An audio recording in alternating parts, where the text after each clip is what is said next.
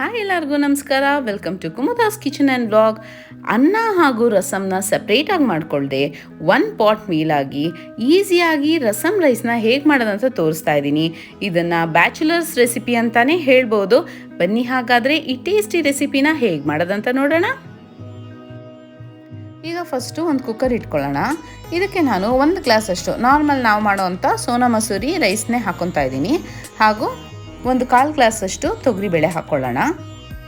ಈಗ ಇದನ್ನು ಚೆನ್ನಾಗಿ 3 ರಿಂದ 4 ಸಲ ತೊಳ್ಕೊಬೇಕು. ತೊಳೆದಾದ್ಮೇಲೆ ನಾನು ಇದಕ್ಕೆ 2 ಟೊಮೆಟೊನ ಸಣ್ಣಗೆ ಹೆಚ್ಕೊಂಡು ಹಾಕೋತಾ ಇದ್ದೀನಿ. ಹಾಗೂ 1 ಫುಲ್ ಗೆಡ್ಡೆಯಷ್ಟು ಬೆಳ್ಳುಳ್ಳಿ, 1 ಇಂಚು ಶುಂಠಿನ ಸಣ್ಣಗೆ ಜಜ್ಕೊಂಡು ಹಾಕೋತಾ ಇದ್ದೀನಿ. ಅರ್ಧ ಸ್ಪೂನಷ್ಟು ಅರಿಶಿನ, 2 ಸ್ಪೂನಷ್ಟು ಜೀರಿಗೆ ಪುಡಿ, 1 ಸ್ಪೂನಷ್ಟು ಪೆಪ್ಪರ್ ಪೌಡರ್. ಯಾವಾಗಲೂ 2:1 ರೇಷಿಯೋಲಿ ಇರಬೇಕು ಮೆಣಸು ಜೀರಿಗೆ ಪುಡಿ. 2 ಹಸಿಮೆಣಸಿನ್ಕಾಯಿನ ಸಣ್ಣಗೆ ಹೆಚ್ಚಿಬಿಟ್ಟು ಹಾಕೋತಾ ಇದ್ದೀನಿ. ಅರ್ಧ ಕಪ್ಪಷ್ಟು ಹುಣಸೆಹಣ್ಣಿನ ರಸ ಹಾಕೋತಾ ಇದ್ದೀನಿ. ಈಗ ಇದಕ್ಕೆ 3 ಗ್ಲಾಸಷ್ಟು ನೀರು ಹಾಕ್ಕೊಳ್ಳೋಣ.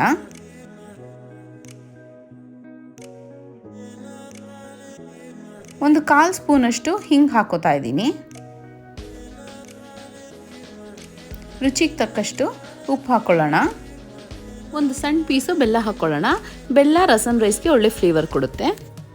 ಈಗ ಕುಕ್ಕರ್ ಲಿಡ್ ಕ್ಲೋಸ್ ಮಾಡಿ ವಿಸಿಲ್ ಹಾಕಿಬಿಟ್ಟು ಮೀಡಿಯಮ್ ಫ್ಲೇಮಲ್ಲಿ 2 ರಿಂದ 3 ವಿಸಿಲ್ ಬರೋವರೆಗೂ ಬಿಡೋಣ. ಆಮೇಲೆ ವಿಸಿಲ್ ಬಂದು ಪ್ರೆಷರೆಲ್ಲ ಆದಾಗದೆ ರಿಲೀಸ್ ಮಾಡಾದ್ಮೇಲೆ ಕುಕ್ಕರ್ ಲಿಡ್ನ ಓಪನ್ ಮಾಡೋಣ. ನೋಡಿ, ಅನ್ನ ಎಲ್ಲ ಕರೆಕ್ಟಾಗಿ ಆಗಿದೆ.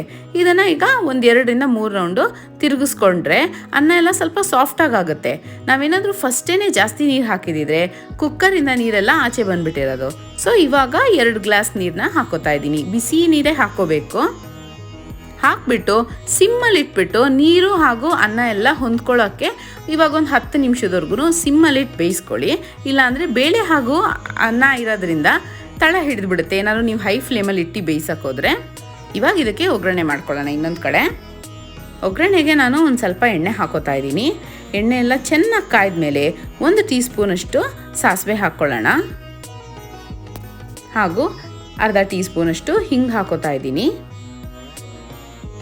4 ಬ್ಯಾಡಗೆ ಮೆಣಸಿನ್ಕಾಯಿನ 2 ಪೀಸ್ ಮಾಡಿ ಹಾಕ್ಕೊಳ್ಳೋಣ. ಒಂದು ಸ್ವಲ್ಪ ಕರಿಬೇವಿನ ಸೊಪ್ಪು.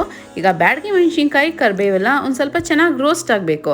ಆವಾಗಲೇ ಎಣ್ಣೆಗೆ ಅದ್ರ ಫ್ಲೇವರ್ ಎಲ್ಲ ಬಿಟ್ಕೊಳ್ಳೋದು.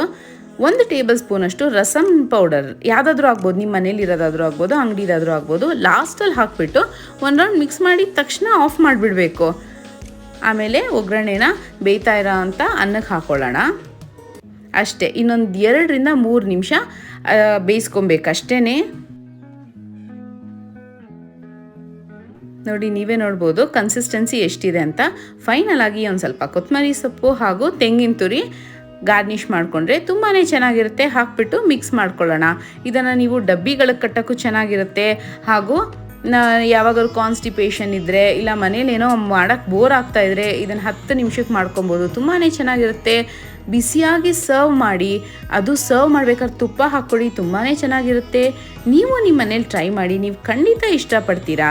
ನನ್ನ ವಿಡಿಯೋ ನಿಮ್ಗೆ ಇಷ್ಟ ಆಗಿದ್ರೆ ಲೈಕ್ ಮಾಡಿ, ಶೇರ್ ಮಾಡಿ, ಕಮೆಂಟ್ ಮಾಡಿ ಹಾಗೂ ನನ್ನ ಚಾನಲ್ಗೆ ಸಬ್ಸ್ಕ್ರೈಬ್ ಮಾಡಿ. Thank you.